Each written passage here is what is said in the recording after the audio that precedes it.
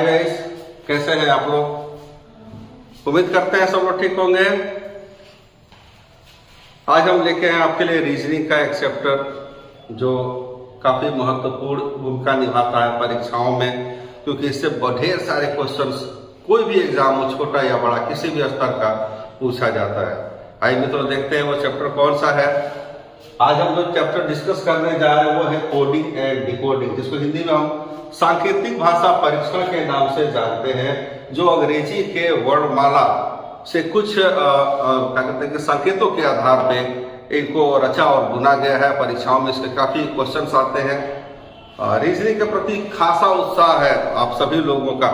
जितने भी विद्यार्थी हैं रीजनिंग को लेकर के बहुत उत्साहित होते हैं कि रीजनिंग एक सिंपल सा अध्याय है, उससे बहुत अच्छा नंबर हम परीक्षा में स्कोर कर लेते हैं। और ये गलत भी नहीं है, काफी हद तक सही है। रीजनिंग में हम वाकई में किसी परीक्षा में बैठते हैं, रीजनिंग हमारा एक स्कोरिंग सब्जेक्ट के रूप में होता है।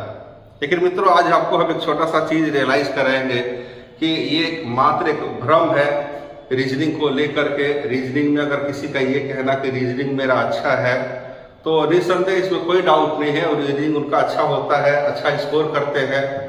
लेकिन सिस्टमेटिक रीजनिंग नहीं आने की वजह से ये हमारी सोच बिल्कुल विपरीत हो जाएगी। सिस्टमेटिक का मतलब है कि किसी प्रश्न का उत्तर हमने दिया तो कितने समय में दिया, क्या उस प्रश्न का उत्तर तय करने में कोई स्पेसिफिक तौर तरीका, कोई आधार था कि नहीं था हमारे पास, क्या हम किसी निश्चित आधार को लेकर के उस प्रश्न को देख रहे थे और हमसे वो सवाल बन गया। इस तरीके की बहुत सारी चीजें हैं। अगर इस पर हम ध्यान देंगे तो फाइनली हम इस निष्कर्ष पे पहुंचेंगे कि रीजनिंग के किसी भी अध्याय के लिए ना तो किसी किताब में, ना ही किसी इंस्टीट्यूट के किसी टीचर ने कोई बहुत विशेष आधार दिया हो या कोई ऐसा तौर तरीका रचा हो जिससे उस पूरे अध्याय के सभी सवालों को हल किया जा सके।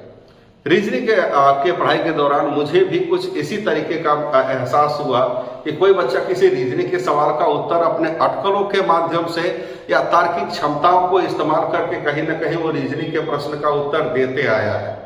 इस तरीके के चैप्टर में अगर हम बोले तो किसी भी तरीके के अध्याय में किसी भी किताब के किसी राइटर ने अभी तक कोई ठोस कारण नहीं दिया कि अगर ये उत्तर हुआ तो इसी नियम पे बनेगा, या कोई नियम है जो इस नियम को हम फॉलो कर सके।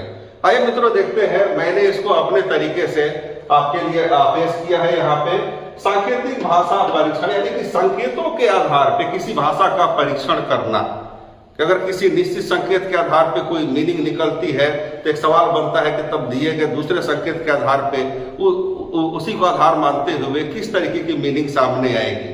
मैंने इस पूरे अध्याय को 5 नियमों में बांटा है। अलग अलग तरीके के सवाल आपको देखने को मिलते हैं। मित्रों, दूरी का नियम मैंने दिया नंबर 1। दूरी का मतलब है कुछ जोड़ने या घटाने के बाद उसको संकेतबद्ध किया जा सकता है। उसकी एक पहचान होती है ऐसे सवालों को पहचानने की। अभी हम डिस्कस करेंगे उस पर। दूसरा है स्थान परिवर्तन को लेकर के। तीसरा आंकिक मान। चौथा स्थानीय मान। और पांचवा है समानता का आधार। इस आधार पे वर्णमाला पे 5 अलग अलग तरीकों से प्रश्नों को आपसे साझा करेंगे। ये प्रश्न दिखने सुनने में करीब करीब एक जैसे होते हैं। इसमें यह बता पाना कि फला क्वेश्चन किस अमुक नियम के अनुसार बनेगा और कैसे बनेगा, ये तय करने में जो हम समय लेते हैं परीक्षा के दौरान, वो समय हमारे लिए काफी घातक सिद्ध होता है। हालांकि कोई ना कोई अटकल लगा करके हम ऐसे प्रश्नों का उत्तर तो दे देते हैं, लेकिन ज्यादातर जो समय है परीक्षा का, हम ऐसे सवालों का उत्तर देते समय उसमें गंवा देते हैं। तो आइए मित्रों, इस चैप्टर की शुरुआत करते हैं नियम नंबर 1 से, बहुत ही बृहद रूप में, ताकि परीक्षा में आपके समय भी बचे और इसकी विशेष जानकारी भी आपको मिल सके। चलिए हम स्टार्ट करते हैं नियम नंबर 1। यह है मित्रों आपका पहला सवाल पहले वाले नियम पे, और दूरी के नियम की मैं बात कर रहा था। यहाँ पे एक प्रश्न आपके लिए दिया गया है। MONK का कोड LTML है, ट्यून का कोड क्या होगा। जैसे इस तरीके का सवाल आता है, हम कोई ना कोई अटकलबाजी करना शुरू कर देते हैं। उत्तर जरूर निकल जाता है इस पर, लेकिन लगने वाला जो समय है वो निर्धारित परीक्षा के समय से काफी ज्यादा होता है।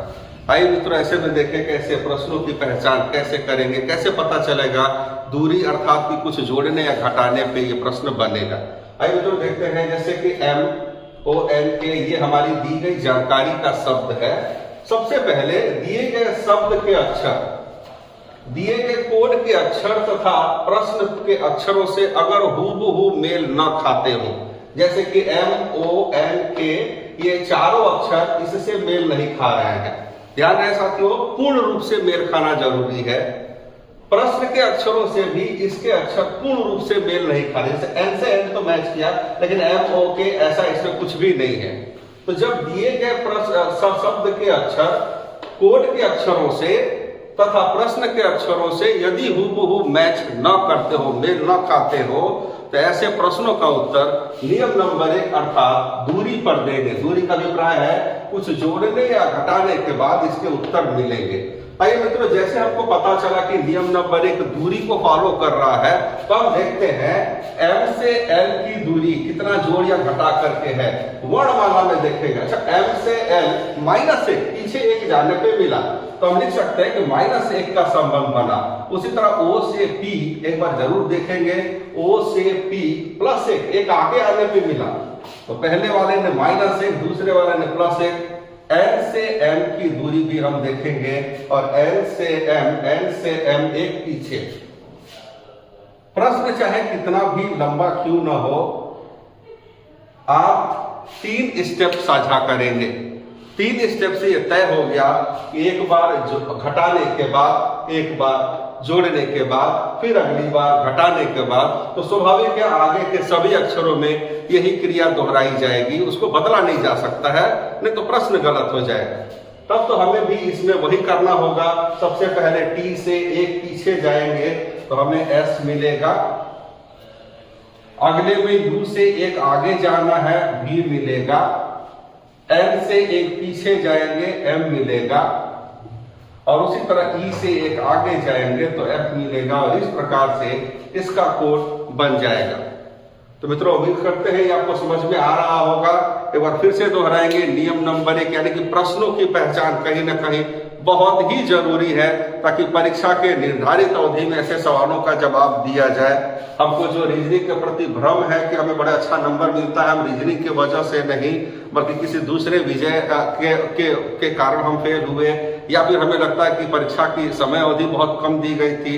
नहीं मित्रों, हम अपने अक्कलबाजी के कारण जो समय इसमें खर्च करते हैं, वही समय की कमी हमको पड़ती है और हम एग्जाम के बाहर होते हैं। इसलिए प्लीज इसको सीखने का प्रयास करिए। मेरा दावा है आप लोगों से, इस तरीके का नियम ना आज तक कभी किसी किताब में रहा है और ना ही कहीं किसी इंस्टीट्यूट में आपको मिलेगा। ये मेरे खुद के नियम है, मैंने अपने सूझबूझ से इसको देखा। अच्छा, ये मित्रों देखते हैं दूसरा प्रश्न भी क्या इसी बेसिस पे बनेगा। तो सबसे पहले क्लाउड के शब्द के जो अक्षर है, ये सारे अक्षर ना तो कोड से मेल खा रहे हैं और ना ही पूछे गए प्रश्न से मेल खा रहे हैं। स्वाभाविक है ये दूरी के नियम पे ही उत्तर देगा। दूरी का नियम कुछ जोड़ने या घटाने के बाद, तो जैसा कि हमें मालूम है कि पहले अक्षर से पहले अक्षर की दूरी C से अगर हम I को देखें तो C से I की दूरी कितनी है, 1 2 3 4 5 6। हम मान के चलते हैं कि +6 की दूरी हमें मिली। उसी तरह L से Q की दूरी भी देखेंगे, L से Q 1 2 3 4 5 +5 की दूरी पर। O से S की दूरी देखेंगे कैसे बना, तो O से S 1 2 3 4 की दूरी पे। मित्रों, ये साफ दिख गया कि घटते हुए क्रम में क्रमांक 6 से लेके आगे की तरफ जा रहा है। तब तो जीनियस के लिए भी हम 6 से घटते हुए क्रमांक को आगे की तरफ लेकर के जाएंगे। G से 6 की दूरी पर हम चलते हैं, तो ये हमारा G है, यहाँ से 6 की दूरी 1 2 3 4 5 6 M पे हम जाएंगे, यानी कि G का M हो जाएगा। उसी तरह E का ले लेते हैं आप, अगर E का लेंगे तो स्वाभाविक अगली 5 की दूरी पे होनी चाहिए। E पे लेते 1 2 3 4 5 जो J पे जा रहा है, और इसी तरीके से इनके क्रम घटते जाएंगे, 4 की दूरी पे जाएंगे, N से 4 1 2 3 4 R पे हम आ जाते हैं। I से 3 की दूरी पे हम जाएंगे, I से 3 की दूरी 1 2 3 यानी कि L पे हम पहुंचते हैं। फिर U से 2 की दूरी पे W पे हम पहुंचेंगे, और फिर S से 1 की दूरी पे यानी कि T पे हम पहुंचेंगे। और इस प्रकार हमें जीनियस का कोड मिल जाएगा जो दूरी के नियम पे है। तो मित्रों, सबसे पहले ये पहचानना बड़ा जरूरी है कि जो प्रश्न हमारे सामने रखा गया है वो किस विशेष नियम का पालन करते हुए हमें उत्तर तक लेकर के जाएगा। आइए देखते हैं अगले सवाल पे। यहाँ पे स्टार का एक कोड दिया गया है CWW करके। सबसे पहले स्टार में जो अक्षर आया है STAR, ये दिए गए कोड तथा प्रश्न के अक्षरों से हूबहू मैच नहीं खा रहे हैं, अर्थात दूरी के नियम का पालन किया जाएगा। स्टार से अगर यहाँ की दूरी देखें तो S से S कोई दूरी नहीं दिख रही है, और T से C एक अजीब सी दूरी दिख रही है। हालांकि किसी क्रम का होना जरूरी है।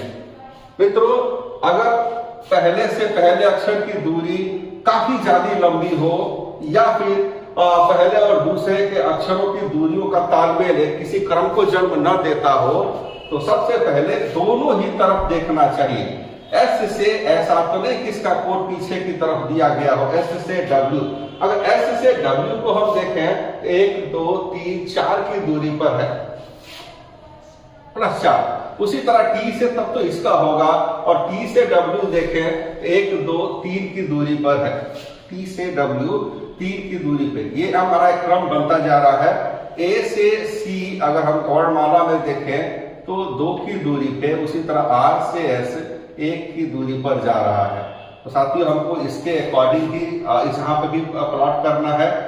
यहाँ से C से जो दूरी लेंगे वो कितने की जाएगी, 4 की दूरी पर जाएगी।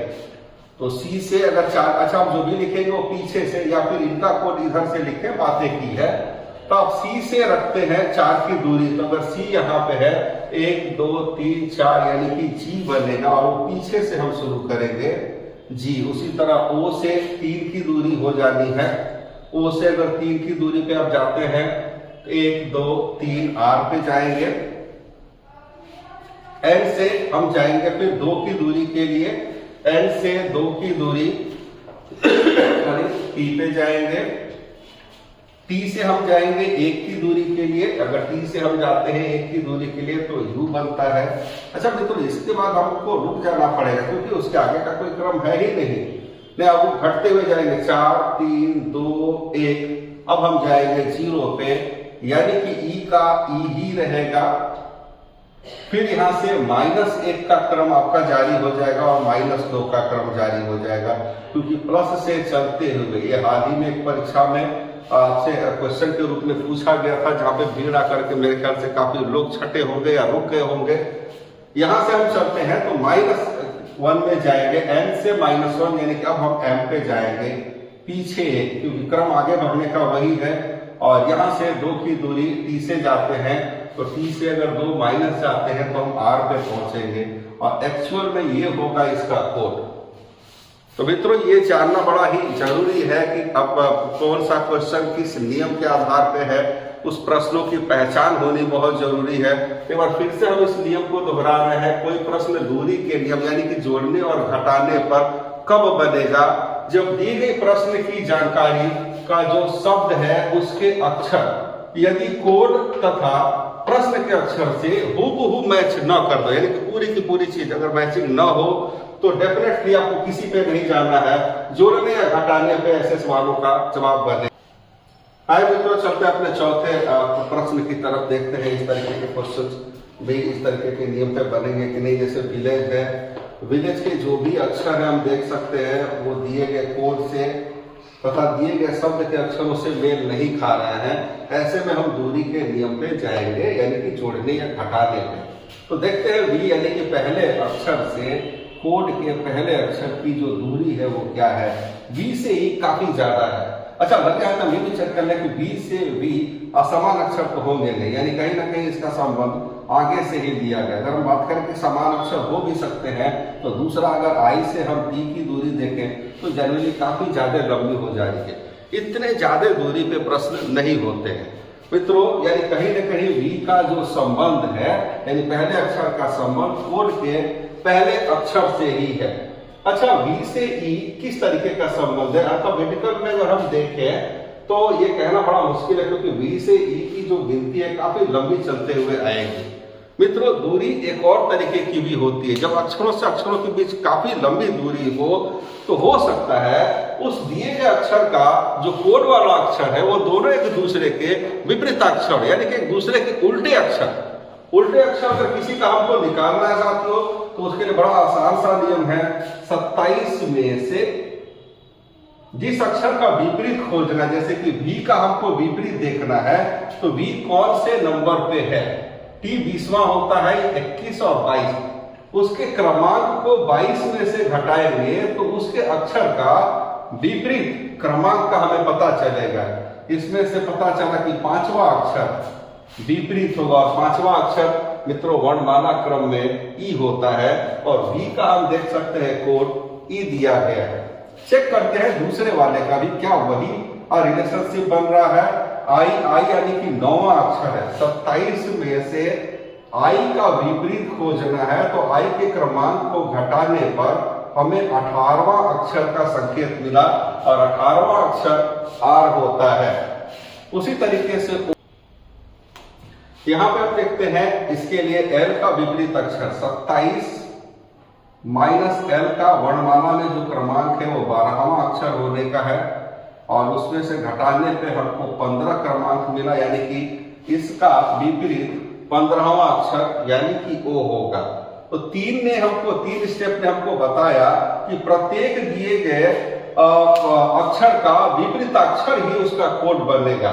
तो मित्रों आइए देखते हैं एस का विपरीताक्षर क्या होगा इसके आंसर के लिए। तो एस का विपरीताक्षर अगर हमको निकालना है तो 27 में से एस की ओरिजिनल वैल्यू माइनस करेंगे। 27 माइनस एस, एस यानी कि 19वां अक्षर है। 19 घटाने पे हमें 8 मिलेगा, यानी कि 8वां अक्षर इसका विपरीत होगा, और 8वां अक्षर 5, 6, 7, 8 आपका एच बनेगा। उसी तरह टी 20वां होता है। 27 में से अगर 20 घटाएंगे तो 7, और 7वां अक्षर जी बनेगा। ए यानी कि पहला 27 माइनस 1 करने पे आपको 26 यानी 26वां अक्षर जेड इसका विपरीत होगा। टी का फिर से 27 माइनस 20 करने पे 7 बनेगा, और ई 5वां, अगर 5 को हम माइनस करेंगे 27 में से तो 22 यानी कि V बनेगा, और इस तरीके से इसका कोड निर्धारित हो जाएगा। अब मित्रों चलते हैं 5वें सवाल पे। 5वां सवाल ज्यादातर देख के लोगों को भ्रम होता है, क्योंकि दो मिलते जुलते नियम के सवाल बिल्कुल ऐसे ही होते हैं, यानी कि अंक के लिए अंक के रूप में आना। नहीं मित्रों, हम हर सवाल को परखने का तरीका हमारा यही रहेगा, जैसे कि इसमें जो जानकारी हमको दी गई उसके अंक दिए गए कोड के अंकों से पूर्ण रूप से मैच नहीं कर रहे हैं, तथा जो प्रश्न हमसे पूछा गया है वो भी इससे पूर्ण रूप से मैचिंग नहीं है, यानी तब तो ये दूरी के नियम पे जाएगा। और दूरी के आधार पे देखते हैं, पहले अंक से पहले अंक की दूरी तो +1 करने पे 6 बना, दूसरे अंक से दूसरे अंक की दूरी -1 करने पर आपका 7 बन गया, इसमें +1 करने पे फिर से 8 बना, और इसमें माइनस करने पे 2 बना। स्वाभाविक है, पहले प्लस माइनस इस तरीके से करेंगे तो इसमें हम 1 प्लस करेंगे तो 3, 9 में 1 घटाएंगे तो 8, 5 में 1 जोड़ेंगे 6, और 4 में से घटाएंगे 3, और इस तरीके से हम इसको कोडबद्ध कर सकते हैं। तो मित्रों ये थे पहले नियम पे आने वाले परीक्षाओं की में किस किस प्रकार के क्वेश्चंस आएंगे, किस किस प्रोसेस पे पूछे जाएगा, उसके देखने का तरीका क्या होगा। तो एक बार फिर से मैं इस नियम को दोहरा रहा हूं, इसका आधार रीजनिंग के किसी भी सवाल का अगर आप आधार बना लेते हो तो यकीन मानिए जितने समय में आप इसके पहले जवाब दे रहे थे, अब उसके आधे समय में आप जवाब दे रहे होंगे। समय की एक बहुत बड़ी बचत होगी, जो कहीं ना कहीं एग्जाम में आपके लिए लाभदायक होगा। किस तरीके से आपको मूल्यांकन करना है, जब भी कोडिंग डिकोडिंग का कोई भी क्वेश्चन आप पढ़ें तो दिए गए शब्द के अक्षर यदि कोड के अक्षरों से और प्रश्न के अक्षरों से मैच न करते हो तो केवल एक नियम आपको करना है, दूरी का मतलब है वर्णमाला में कुछ घटाने या बढ़ाने के बाद इनका कोड तय हो जाएगा। तो मित्रों ये था हमारा नियम नंबर 1। आइए बढ़ते हैं नियम नंबर 2 की तरफ। मित्रों ये है हमारा दूसरा नियम, स्थान परिवर्तन, जिसको मैंने नाम दिया है और इस स्थान परिवर्तन का क्वेश्चन कोडिंग डिकोडिंग से काफी पूछे जाते हैं किताबों में या प्रश्न पत्रों में, आपको बार बार इसके क्वेश्चंस मिलते होंगे। और ऐसा नहीं कि ऐसे सवालों को हम बना नहीं लेते हैं, जरूर हमसे बन जाता है, लेकिन वो सिस्टमेटिक वे में नहीं होता है। मैं पूरा प्रयास कर रहा हूँ कि रीजनिंग का ये अध्याय आपको फुल्ली सिस्टमेटिक वे में आपके पास पहुंचे। हाँ, आपको ये पता लगे कि आप प्रश्न को बनाते समय जो समय आप एक्स्ट्रा देते हैं उसका वजह क्या है। आइए देखते हैं मित्रों, ये है हमारा स्थान परिवर्तन दूसरा नियम। स्थान परिवर्तन के क्वेश्चन को एक बार अवलोकन करें और देखें कि प्रकार एक से यानी कि दूरी का नियम जो इसके पहले आपने देखा है उससे ये किस प्रकार से अलग है। अच्छा, देखते हैं दूरी के नियम में क्या था। प्रश्न में जो भी अक्षर आपको दिए गए थे वो दिए गए कोड के अक्षरों से मेल नहीं खा रहा था और नहीं पूछे गए प्रश्न से मेल खा रहा था। तो ऐसे में आप कुछ जोड़ने या घटाने के बाद उसको कोडबद्ध कर रहे थे।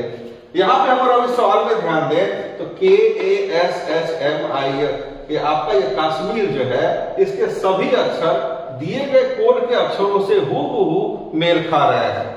अगर किसी प्रश्न में सांकेतिक भाषा परीक्षण के किसी प्रश्न में दिए गए शब्द के अक्षरों का मिलाप अगर दिए गए कोड के अक्षरों से 100% अगर मैचिंग हो तो कुछ न करें, स्थान परिवर्तन नियम पे जाएं। मित्रों, स्थान परिवर्तन का मतलब वही है अक्षर वही रहेंगे कोड में, लेकिन उनके स्थानों का क्रमांक बदल दिया जाएगा। अच्छा मित्रों, ऐसे में देखें एक बड़ा सा शब्द है कश्मीर, उसके इतने सारे अक्षर हैं, अगर उनको हम एक एक अक्षर मिलान करके उत्तर दें या देते आ रहे हैं तो कहीं ना कहीं समय बहुत ज्यादा हमारा लगता था। अब अगर उस समय को हमें बचाना है तो हमें करना क्या चाहिए। सबसे सिंपल चीज है, जैसे ही हमको पता चला कि ये स्थान परिवर्तन का क्वेश्चन है, सबसे पहले परिवर्तन पे उंगली रखिए और उंगली रखने के बाद उसको शब्द में जो शब्द के अक्षर है उसमें उसको मार्क कीजिए कि किस तरीके का परिवर्तन है, किस प्रारूप में ये बदलाव किया गया है। ना कि एक एक अक्षरों का, बल्कि पूरे प्रश्न का एक साथ करेंगे। जैसे यहाँ पे हमको लिखा आर, हमने आर पे अपने पेन को रखा आर, उसके बाद बोल रहे एम पे जाएंगे, फिर दिखा रहा एस पे जाएंगे, फिर दिखा के, हम के पे गए। अच्छा, इस तरीके से हमको एक पूरा प्रारूप दिखने लगा। पीछे से पहला अक्षर एक छोड़ करके दूसरा, एक छोड़ करके फिर अगला, फिर एक छोड़ करके दूसरा। इससे हमको एक ही नजर में पता चला कि पूरे शब्द के अक्षरों को किस प्रकार के परिवर्तन करेंगे। फिर आगे बढ़ते हैं, यहां तक हम आ गए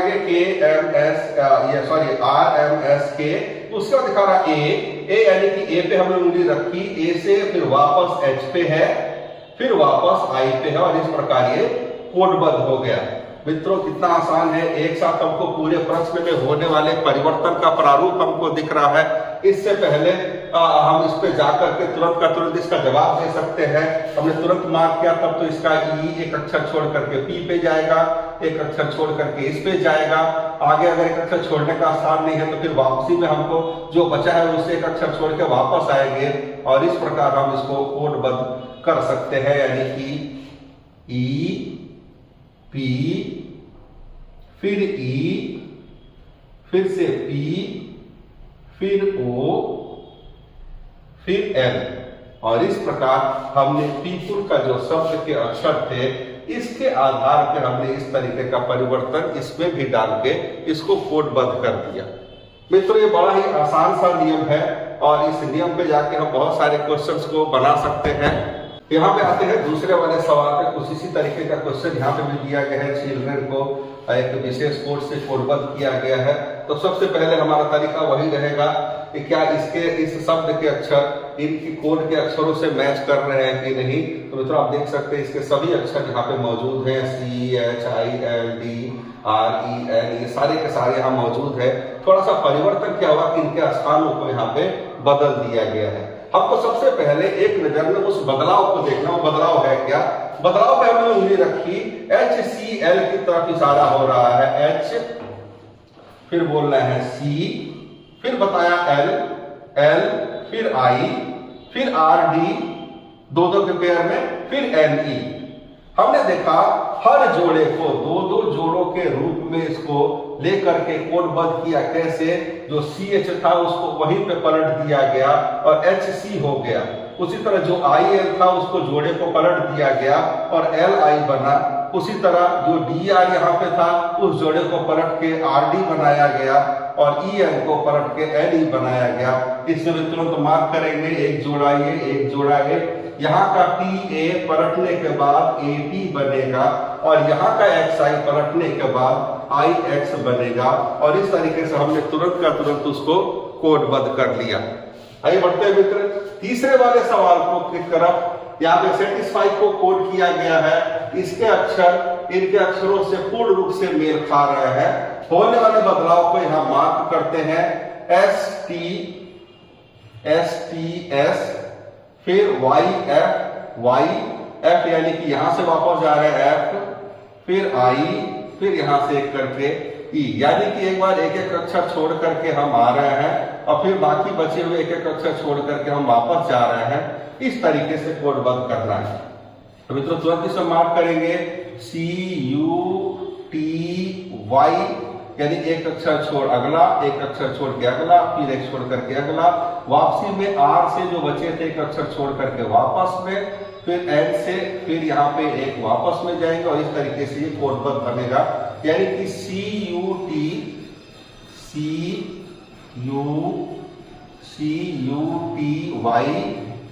और फिर वापस में RNO और तुरंत हमने उसका कोड बना लिया। अंतिम वाले सवाल को भी देखेंगे। हर बार परखेंगे जरूर इस शब्द के अक्षर जो थे वो कोड के अक्षरों से हूबहू आप देख सकते हैं पूर्ण रूप से मेल खा रहे हैं। यानी कि प्रश्न स्थान परिवर्तन का है और उस परिवर्तन को तुरंत जैसे पता चलेगा हम इसमें मार्क करेंगे। यहाँ पे दे रहे LI फिर OC इस तरीके से, यानी कि पहले बीच के दो लिए, फिर उसके साइड वाले दो लिए, फिर उसके साइड के भी दो लेकर के इसको कोडबद्ध किया गया है। अब तो मित्रों इसमें भी कुछ उसी तरीके से करेंगे। एक बार इसके स्पेलिंग को ठीक कर लें।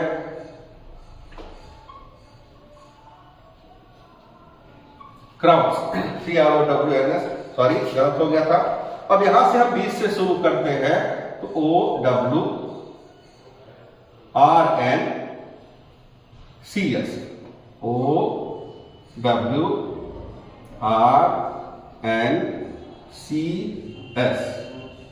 इस तरीके से लिखने पे हमने इसको कोडबद्ध कर लिया। तो मित्रों ये था हमारा दूसरा वाला नियम। एक बार फिर से रिपीट करेंगे। नियम नंबर 2 स्थान परिवर्तन कैसे पिछले वाले नियम दूरी के नियम से अलग था। तो दिए गए शब्द के अक्षर यदि कोड के अक्षर तथा प्रश्न के अक्षर से मेल न खाते हो तो नियम नंबर 1 यानी कि जोड़ने या घटाने पे उसका कोड बनेगा। दूसरा सवाल, यदि दिए गए शब्द के अक्षर दिए गए कोड के अक्षरों से पूर्ण रूप से मेल खा जाते हो तो स्थान परिवर्तन के इस नियम का पालन किया जाएगा। आइए चलते हैं, देखते हैं तीसरे नियम को। आइए मित्रों देखते हैं हमारा तीसरा नियम है आंखिक मान, जो सांकेतिक भाषा परीक्षण से ही है। तीसरे नियम पे हम आ गए हैं। अभी तक आपने देखा कि हम 2 नियम ऑलरेडी उसके क्वेश्चंस कर चुके हैं। आधार दिया था मैंने उस नियम का, एक जोड़ने घटाने यानी कि दूरी का नियम का आधार मैंने दिया। और दूसरा नियम आपने देखा था स्थान परिवर्तन का नियम क्या होगा, कैसे स्थान परिवर्तन को एक साथ पूरे शब्द के अक्षरों को कैसे पलटेंगे। तो आइए बढ़ते हैं नियम नंबर 3 जो कि आंखिक मान के नाम से मैंने इसको रखा हुआ है। आंखिक मान कैसे, जब किसी दिए गए शब्द के अक्षरों का कोड अंकों में हो या फिर अंकों का कोड अक्षरों में, ध्यान दीजिएगा दोनों पे, यदि किसी शब्द के अक्षरों का कोड अंकों में दिया गया हो या फिर अंकों का कोड अक्षरों में दिया गया हो तो सबसे पहले आपको यह ध्यान देना चाहिए कि जो प्रश्न हमसे पूछा गया है वो क्या दी गई जानकारी से हूबहू मैच करता है कि नहीं। अगर किसी शब्द के अक्षर का कोड अंक में हो तो हमें देख लेना चाहिए कि भाई कौन से नियम का ये सवाल है। ऐसे में जब अंक के लिए अक्षर हो या अक्षर के लिए अंक हो, सबसे पहला ध्यान जो पूछा गया है प्रश्न उस पर जाना चाहिए। अगर दिए गए जानकारी के अक्षर यदि पूछे गए प्रश्न के अक्षरों से हूबहू मैच करता है तो मित्रों तब हम जाएंगे आंकिक मान पे। यानी कि जो भी प्रश्न हमसे पूछा गया है वो दी गई जानकारी से हूबहू मैच करना चाहिए। अगर मैच करता है तो सीधा इसका आधार बनता है आंकिक मान। अच्छा, जब जैसे ही पता चला कि प्रश्न आपका आंकिक मान का है, सबसे पहले आंकिक मान के नियम को देखते हैं। यानी कि आंकिक मान का मतलब है कि पहले अक्षर का कोड पहला अंक होगा, दूसरे अक्षर का कोड दूसरा, तीसरे का तीसरा, और इसी तरीके से प्रत्येक अक्षर के सामने जो जो अंक लिखे गए हैं वो उसका कोड होगा। मित्रों, जैसे हमको ये पता चले कि आंकिक मान का प्रश्न है, हमको ये नियम मालूम है कि प्रत्येक अक्षर के सामने लिखा गया अंक ही उसका कोड है, तो देखते हैं एन इसमें कहाँ है, पीछे से दूसरे नंबर पे है, और पीछे से दूसरा वाला इसका कोड बनेगा तब तो 4। उसी तरह ई, अगर आगे से दूसरा वाला अक्षर ई है तो आगे से दूसरा यानी कि 5 ई का कोड है। एस अंतिम वाला अक्षर है और अंतिम का कोड 8 है, इसका भी कोड 8 बनेगा। टी 1 2 3 4 5 पीछे से गिनती में 5वें नंबर पे है, 1 2 3 4 5। ये गिनती जरूरी है मित्रों, ताकि हम कंफ्यूज ना हो, किसी दूसरे का कोड उठा के किसी दूसरे पे न डाले। तो 5वां जो हमको अंक मिल रहा है वो है 2, और इस प्रकार से हमने इसको कोडबद्ध कर दिया। उम्मीद है आपको समझ में आ चुका होगा। यहाँ पे हमको दो जानकारी दी गई है, ये हमारा प्रश्न। लेकिन शब्द के अक्षर का कोड अंक में है, अक्षर का कोड अंक में है, तो ऐसा तो नहीं कि जो प्रश्न हमसे पूछा गया है इन दोनों जानकारियों से हूबहू मैच करता हो, यानी कि कुछ यहाँ से कुछ यहाँ से अगर पूर्ण रूप से मैचिंग है तो ये आंकिक मान का प्रश्न बनेगा। आप देख सकते हैं ये सब कुछ CALCUTTA कहीं ना कहीं यहीं से लिया गया है। सी यहाँ पे भी है, यहाँ पे भी है, यहाँ पे भी, आप कहीं भी देख सकते हैं, क्योंकि अगर एक ही अक्षर 2 बार या 3 बार रिपीटेड हो तो उसका हर बार कोड अलग अलग नहीं होगा। सी पहले भी 3 है और यहाँ का सी उसके लिए भी 3 ही हमको दिया गया है। इवन यहाँ के सी के लिए भी 3 दिया गया। इससे तय होता है कि कहीं भी सी लिखा है वो 3 है, यानी सी का कोड 3 हुआ। एक हम यहाँ पे भी देख सकते हैं, यहाँ पे भी देख सकते हैं, दोनों में ही सी को 1 और 2 दिया गया है। उसी तरह एल यहाँ से 1 2 3 तीसरे पे है, तीसरे पे 4 आएगा, फिर सी 3 रहा, यू पीछे से दूसरा यानी कि 7 बनेगा, टी 2 बार आया है यानी कि 2 बार 8, और 8 को हम मेंशन करेंगे। ए फिर से आया, ए नंबर 2 पे होगा, और इस तरीके से हम इसको तुरंत का तुरंत कोडबद्ध कर सकते हैं। मित्रों, इन पे भी फोकस कीजिए, इनको बनाइए। यहाँ पे अंक के लिए अक्षर दिया गया है, तो हम देखेंगे जो जानकारी हमारे पास मौजूद है, क्या ये पूछा गया प्रश्न इन 2 जानकारियों से मिलके हूबहू मैच कर रहा है। तो 9 6 2 5 9 6 2 5 यही से लिया गया है। तो मित्रों 9 का कोड 1 2 3 तीसरे नंबर पे है, यानी कि बी बनेगा। 6 आगे से दूसरा वाला यानी कि पी बनेगा। उसी तरह 2 यहाँ पे 2 दिया है, डी हो जाएगा, और यहाँ पे 5 के लिए यू हो जाएगा, और ये बन गया हमारा कोड। अगला प्रश्न है, यहाँ पे हमको 3 जानकारी दी गई है, फिर एक प्रश्न पूछा गया है। मित्रों, इससे कोई फर्क नहीं पड़ता है, बहुत कूल माइंड होना चाहिए। हम देख रहे हैं अक्षर का कोड अंक में है, अक्षर का कोड अंक में है, अक्षर का कोड अंक में है, तो कहीं ना कहीं हो सकता है आंकिक मान का प्रश्न हो। तो हमारा जो प्रश्न है, यहाँ से सरकार का कोड पूछा गया है, सरकार SARKAR यहीं से लेकर के बना हुआ है। तो मित्रों इसे घबराना नहीं है, एस हमको दिख रहा है यहाँ पे अंतिम, यानी कि ये 7 हो जाएगा। ए की बात करें आगे से दूसरा, या ए यहाँ पे भी दे सकते हैं, दोनों का समान है, तो ए आगे से दूसरा यानी कि 1 बनेगा। आर पे जाते हैं, आगे से तीसरा वाला, आर हमको 9 दे रहा है।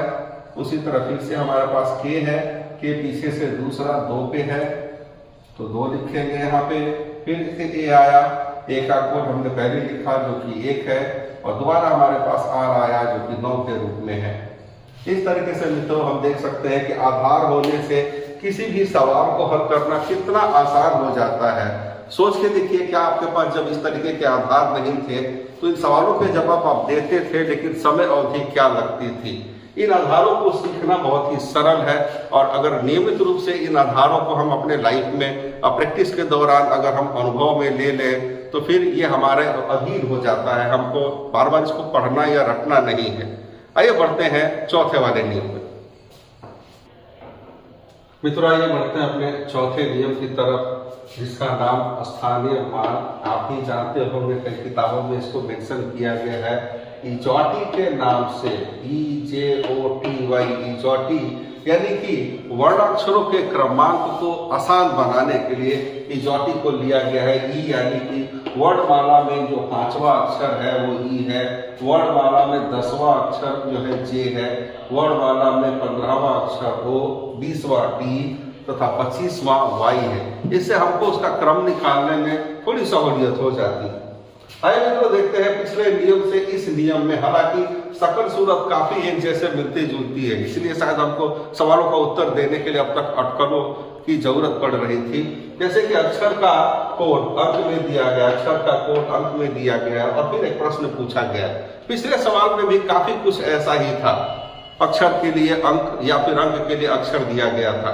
ऐसे में मित्रों हम कैसे ये तय करेंगे कि नियम नंबर 3 यानी कि जो इसके पहले हमने बनाया था उस पे, यानी आंकिक मान का ये प्रश्न है या फिर स्थानीय मान। आइए मित्रों देखते हैं, अक्षर के लिए जब अंक दिया गया, जैसे कि यहाँ पे अक्षर के लिए हम देख रहे हैं अंक दिया गया है, तो मैंने बोला था ये स्थानीय मान या फिर आंकिक मान का प्रश्न हो सकता है।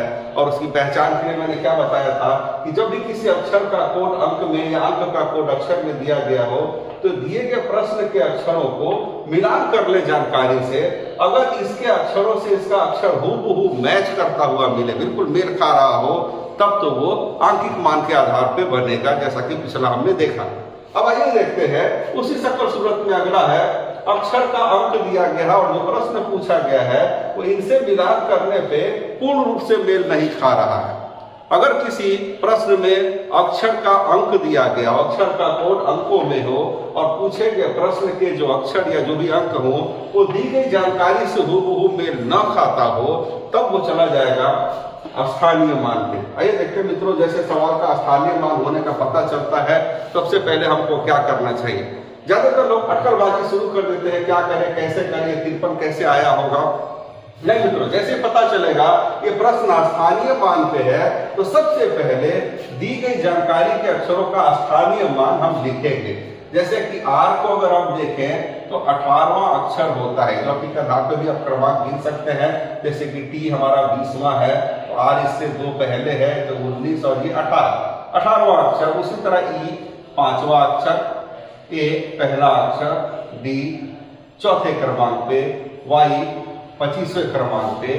अब हमें यह सोचना है कि इन अंकों को किस रूप में संयोजन, गणित के कौन से नियम में इनकी संयोजना किया जाए कि 53 में तब्दील हो जाए।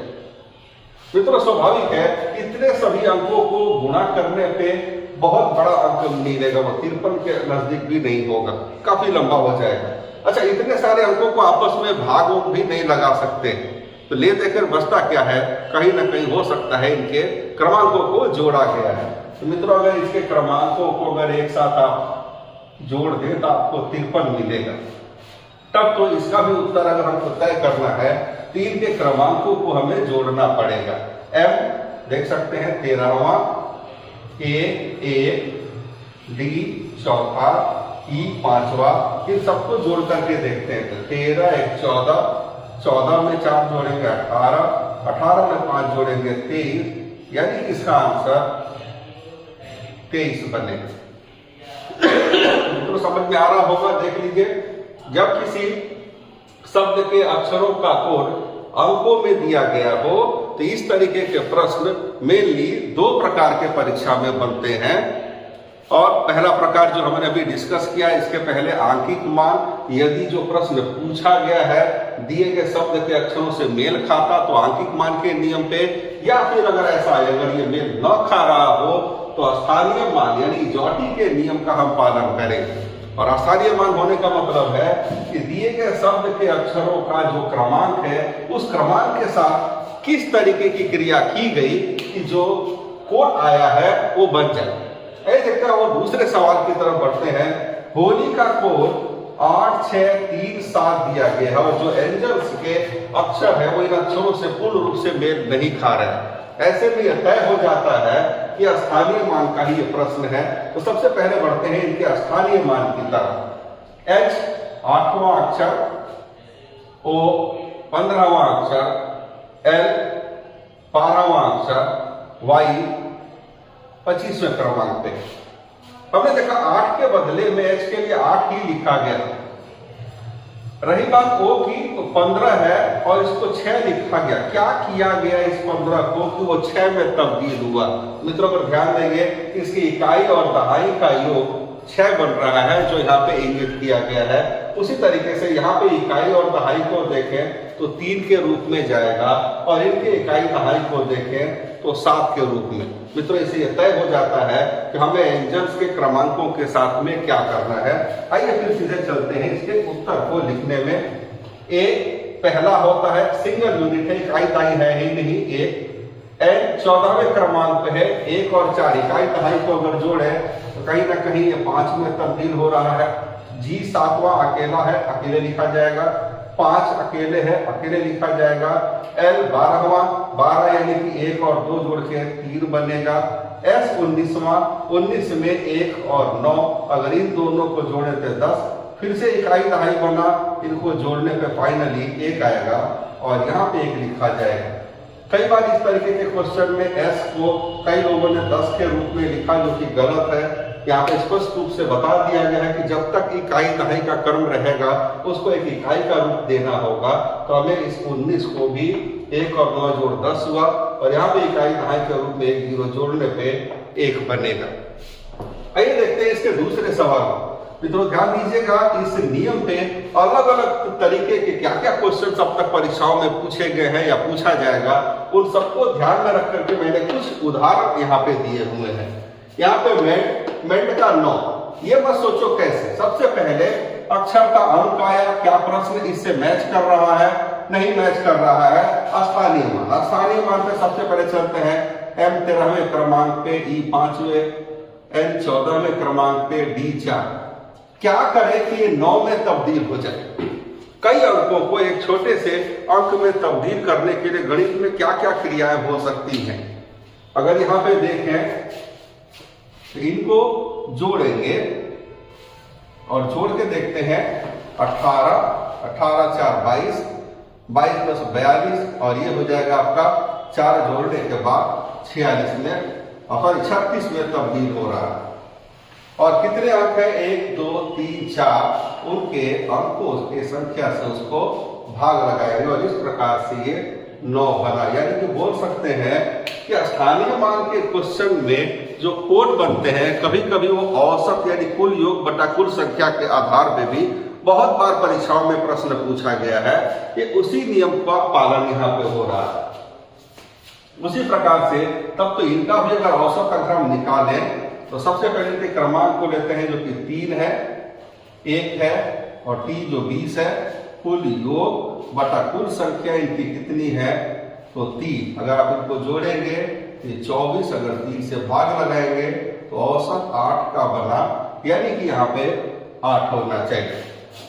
कुछ उसी से मिलता जुलता एक और प्रश्न आपको मैंने दिया है। कैट किसी विधि द्वारा इनका कोड 60 बना, आपको बताना है रेड के साथ ऐसा क्या किया गया कि वो क्या बनेगा। आइए देखते हैं। यहां से इन दोनों का पूर्ण रूप से मेल नहीं हो रहा है, यानी कि स्थानीय मान है। तो सबसे पहले अक्षरों का स्थानीय मान 3 1 20 के तौर पे लिखा जाएगा। अब सोचिए ऐसा क्या करें कि 60 में तब्दील हो जाए। तो 3 एकम 3 और 3 गुणे 20 60 में तब्दील हो गया। तब तो इसके भी क्रमांक के स्थानीय मानों के साथ में हमको वही करना पड़ेगा। R 18 गुणे A1 गुणे 20। अगर आप गुणा करेंगे 18 गुणे 36 यानी कि 360 इसका उत्तर निकलेगा। ये तो देख सकते हैं आधार होने पे हम किसी भी सवाल का बहुत सटीक जवाब दे सकते हैं और बहुत ही कम अवधि में दे सकते हैं। सबसे ज्यादा रीजनिंग में जो महत्वपूर्ण है वो यही है कि आपने किसी प्रश्न का उत्तर दिया तो कितने समय अवधि के अंतर्गत आपने दिया। बढ़ते हैं 5वें प्रश्न की तरफ। कैट को किसी विधि के माध्यम से 8 दिया गया है। यहाँ पे STAD का कोड पूछ रहे हैं क्या होगा। कैट के क्रमांक को लिखते हैं 3 1 20। इनको क्या करें कि 8 में तब्दील हो जाए। तो मित्रों बिल्कुल उसी पिछले सवाल की तरह ही है। इनका औसत, काफी क्वेश्चन इससे पूछे जाते हैं, बटा में 3 यानी कि 24/3 करने पे ये 8 बना, तो इनके क्रमांक को भी उसी क्रिया से गुजारना होगा, यानी कि 19 + 20 + 1 + 4 बटा में इनकी कुल संख्या जो कि 4 है। एक बार इसको हल करके देखिए कितना आ रहा है। इनको जोड़ने पे 40, 4 44 बना। 44 को 4 से भाग लगाने पे इसका उत्तर 11 के रूप में आएगा। तो मित्रों, ये थी हमारी चौथा नियम जो हमने सांकेतिक भाषा परीक्षण से बनाया हुआ है। इस नियम को आप एक बार जरूर दोहराइए। जब किसी अक्षर का कोड, किसी अक्षर के लिए कोड अंक में दिया गया हो या अंक का कोड अक्षर में हो, तो सबसे पहले आपको प्रश्न को मिलान करना चाहिए। अगर इसके अक्षर इनके अक्षरों से हूबहू मैच करता है, तो इसका पिछला वाला नियम जो कि आंकिक मान आपने देखा, वो अगर मैच नहीं करता है तो फिर स्थानीय मान चौथा वाला नियम लगेगा। आइए बढ़ते हैं 5वें नियम की तरफ। आइए बढ़ते हैं अपने अगले नियम की तरफ। अंतिम में है, आते हैं समानता के आधार पर। इस तरीके के क्वेश्चन से आप बखूबी परिचित होंगे, काफी क्वेश्चन आपने इस तरीके के भी बनाए होंगे। और देखिए इसमें क्या है, समानता के आधार मैंने नाम ऐसा क्यों दिए है। जैसे यहाँ पे कुछ ऐसी चीजें लिखी गई जिनका उच्चारण नहीं हो सकते, यानी कहीं ना कहीं जिनका उच्चारण नहीं हो रहा है, वो कोड के रूप में आप मान लीजिए टीम, NAC, NAC, उसके अर्थ में बोले ब्लू शर्ट। उसी तरह यहाँ पे भी कुछ हमको कोड दिए गए हैं जिसका अर्थ हमको शर्ट एंड पैंट के रूप में दिया गया है। यहाँ पे जो कोड दिए गए हैं उनको हमको ब्लू पैंट के रूप में दिया गया। अब आपसे एक सवाल पूछते हैं कि आप एंड का जो कोड बनता है आप बताएं। ये देखते हैं ऐसे सवालों में क्या करना चाहिए। समानता के आधार का क्या तात्पर्य है। यहाँ पे सबसे पहले हम आपसे रिक्वेस्ट करेंगे कि जब भी इस सकल सूरत का कोई प्रश्न परीक्षा में आए तो बहुत सारे स्टूडेंट उसको लाइन बाय लाइन पढ़ने का प्रयास करते हैं, जो निरर्थक है, कोई मतलब नहीं बनता उसको पढ़ने का। सबसे पहले एक नजर हमने डाला इस सवाल की तरफ, हमें दिख गया कि सवाल क्या है। हम सीधे जाएंगे प्रश्न पे। हमसे पूछा क्या गया है, एंड का कोड। हम देखेंगे एंड हमारे अर्थों में कहां पे दिया गया। हमको दिखा एंड ये है। स्वाभाविक इसके सामने जो लाइन लिखी गई है, तीन दिए गए हैं, ये हमारी मुख्य लाइन हो जाएगी, यानी कि कोड इन्हीं तीनों में से कोई एक होना चाहिए। अब जो हमारी मुख्य लाइन है, उस लाइन को बाकी दिए गए दो कोडों के लाइन से हम मैच करेंगे। चलिए हम इसका मिलान करते हैं इनके साथ। यहां और यहां में क्या कोई भी ऐसी चीज है जो दोनों में लिखी गई हो। तो हमको दिख रहा है TIM दोनों में मौजूद है। अगर दोनों में एक ही कोड मौजूद है तो इन दो लाइनों में स्वाभाविक अलग अलग नहीं होगा, एक ही होगा। तो देखते हैं इसमें क्या चीज है जो एक जैसा है दोनों में, शर्ट और शर्ट। स्वाभाविक है, पता चल जाता है कि TIM को कोडबद्ध किया गया था शर्ट के लिए। TIM शर्ट के लिए है, लेकिन हमारा प्रश्न ये नहीं था। अच्छा, अब जो कुछ भी बच गया हम इसको इनसे मिलान कर लेते हैं। यहां से यहां में TID एक जैसा मैच कर रहा है। स्वाभाविक है, अगर दो कोड एक जैसे दोनों लाइनों में मौजूद है, इस कोड का जो मीनिंग होगा इन दोनों में जरूर मैच कर रहा होगा। और मैचिंग के तौर पे पैंट और पैंट हमको मिला, यानी कि PIT को कोडबद्ध किया गया था पैंट के लिए।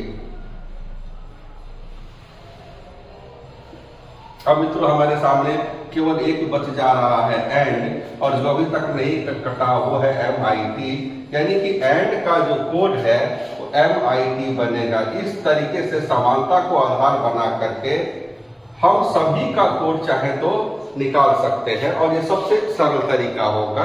इससे फायदा ये होगा कि अगर हमको किसी लाइन का भी पूरे एक लाइन को दे दे, जैसे कि हमको देता ब्लू पैंट एंड शर्ट, इस तरीके का एक साथ क्या बनेगा, तो हमें भारी बारिश नहीं निकालने पर हम निकाल चुके हैं। हम उनको संजो सकते थे एक साथ में और पूरा का पूरा कोड मिल जाता। आइए मित्रों, इसी के आधार पे हम देखते हैं इस सवाल को हम कैसे बनाएंगे। उसी नियम का पालन कीजिए। हमें दिख गया स्वीट का कोड हमको चाहिए, और स्वीट लिखा गया है यहाँ पे, यानी कि इसके सामने जो कोडों की लाइन है, इन्हीं तीनों में से कोई एक कोड स्वीट के लिए होगा। इस लाइन का मिलान हम इससे करते हैं कि यहाँ पे टी ओ के दोनों में एक जैसी चीजें दी गई हैं, तो स्वाभाविक है इनके लिए जो अर्थ होगा इन दोनों लाइनों में कॉमन होगा। और यहाँ पे हम देख सकते हैं एप्पल और एप्पल कॉमन मिला। अब जो कुछ भी बचा है इनको हम मिलाते हैं यहां से यहां में पी ए और पी ए दोनों में एक जैसा था, तो यहां से यहां में उसका अर्थ भी एक जैसा होना चाहिए और उसके तौर पे हमें इस और इस कॉमन मिला। स्वाभाविक है स्वीट अकेले बचा है और उसके लिए कोड के रूप में तब तो PUK होना चाहिए। यही हमारा पांचवा नियम है जो समानता के आधार पे विश्लेषण कर सकते हैं किसी के भी अर्थ का या फिर उसके कोड का। ठीक है मित्रों, उम्मीद करते हैं आपको ये चैप्टर बेहतर लग रहा होगा। अच्छे से इसको आप देख करके इसके आधारों का पालन करके आप अपने समय को आप बचा सकते हैं और एक सही ढंग से उत्तर तय कर सकते हैं।